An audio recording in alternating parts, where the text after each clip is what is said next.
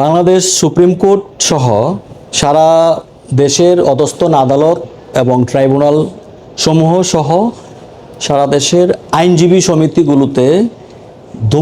সমিতিগুলোকে ধূমপান মুক্ত জোন হিসাবে ঘোষণার জন্য গত 12ই এপ্রিল 2023 সালে বাংলাদেশ সুপ্রিম কোর্টের রেজিস্ট্রার জেনারেলকে একটা রিপ্রেজেন্টেশন দিয়েছি যেন এটা কার্যকর পদক্ষেপ গ্রহণ করা হয় সংশ্লিষ্ট আইনের ধারা উল্লেখ করে এবং সংবিধানের সুনির্দিষ্ট আর্টিকেল এগুলো আমরা উল্লেখ করে দিয়েছিলাম, কিন্তু কোনো কার্যকর পদক্ষেপ দৃশ্যমান না হওয়ায় আজকে আমরা আইন মন্ত্রণালয়ের সচিব এবং সুপ্রিম কোর্টের রেজিস্ট্রার জেনারেলকে নোটিশ ডিমান্ডিং জাস্টিস দিয়েছি 7 days টাইম দিয়ে যেন তারা এই সম্পর্কে কার্যকর ব্যবস্থা নেয়।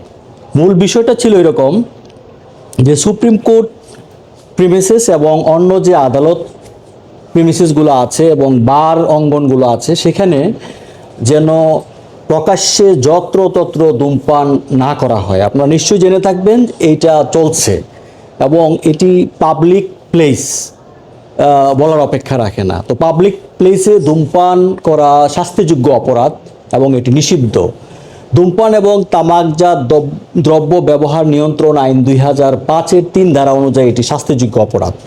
এই আইনটির সুস্পষ্ট প্রয়োগ এবং এই আইনের বলেই যেন সুপ্রিম কোর্ট সহ সারা দেশের আদালত অঙ্গন এবং বার সমিতিগুলোকে ধূমপান মুক্ত জোন হিসাবে ঘোষণা করা হয় সেটা চেয়েছি এবং সাথে সাথে সতর্কীকরণ বিভিন্ন রকম সাইনবোর্ড বা ব্যানার সংশ্লিষ্ট কর্তৃপক্ষের পক্ষ থেকে যেন টানিয়ে দেওয়া হয় যাতে করে প্যাসিভ স্মোকিংয়ের যে একটা ইম্প্যাক্ট আছে সেটা থেকে যেন বিচারপ্রার্থী নারী শিশু সহ সম্মানিত বিজ্ঞ আইনজীবী বিজ্ঞ বিচারক সহ সাধারণ সকল নাগরিকরাই প্যাসিভ স্মোকিংয়ের যে একটা প্রভাব আছে সেটা থেকে বাঁচতে পারে।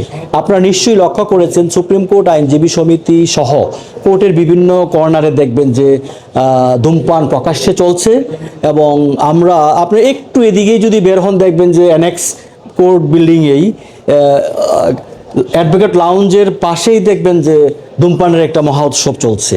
তো এগুলো আমরা যারা নন স্মোকার এবং অন্য বিচার প্রার্থী সম্মানিত অনেকেই নন স্মোকার আছেন, সবাই তো স্মোকার না, আমরা ওই দিক দিয়ে যাওয়ার সময় প্যাসিভ স্মোকিংয়ের যে বিষয়টা আমাদের জন্য এটা স্বাস্থ্যহানির বা অস্বাস্থ্যকর। আর আরেকটা বিষয় যেটা যে রাইট টু লাইফ যে protection article 32 of the constitution এটার যে প্রোটেকশন সেটা কিন্তু এখানে ব্যাহত হচ্ছে।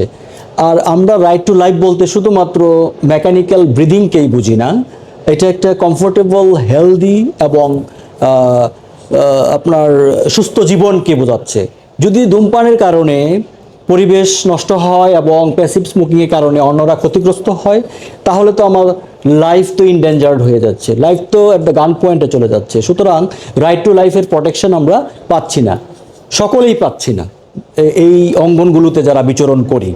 এটা আরেকটা হচ্ছে আর্টিকেল 18A আমাদের সংবিধানের, সেখানে কিন্তু আপনার স্বাস্থ্য সম্পর্কে বলা হয়েছে, পরিবেশ দূষণ সম্পর্কে বলা হয়েছে।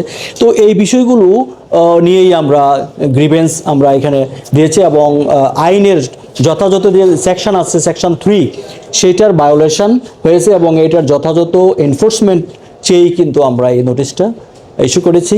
যদি সেটার কার্যকর পদক্ষেপ গ্রহণ না করা হয় উইদিন 7 days তাহলে আমরা মহামান্য হাইকোর্ট ডিভিশনে রিট পিটিশন ফাইল করব প্রয়োজনীয় প্রতিকার চেয়ে।